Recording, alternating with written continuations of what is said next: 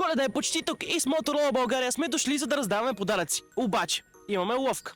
Ще дадем подарък на всеки, който е готов да ни отговори на няколко въпроса, така че хайде да намираме нашите приятели днес. Добре, обичаш ли Коледа ми е първият въпрос и може би най-сложния? Мисля, че по шапката и по всичко, което виждате около мен, се личи, че обожавам Коледа. Кой е най-нестандартният подарък, който си получавала за Коледа? Миксер. Миксер! Тъй като ние сме все пак от Motorola България и да те попитаме за теб, има ли някоя функционалност, която ако можеш днес да си пожелаеш да съществува, така да я направиме? Ако може да направите така, че да можем да вкусваме видеята. Това е гениално! Това искам за Коледа. Коя е любимата ти коледна традиция? Обичам просто да се събираме на масата и да си хапнем вечеря цялото семейство. Не, че не се случва често, но... И последният ни въпрос е по какво избираш телефона? Камера, функционалност или технически характеристики или батерия? Камера. Камера най-вече.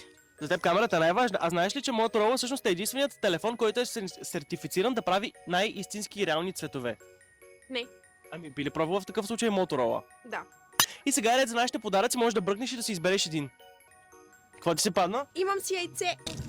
Много ти благодарим, че участва. Какво ще пожелаеш на хората за празниците? Да си изкарат топло, уютно и да са със семействата. Точно така и вие се изкарайте страхотно и запечатайте всеки готин коледен момент с новата Motorola Razr 70 Ultra.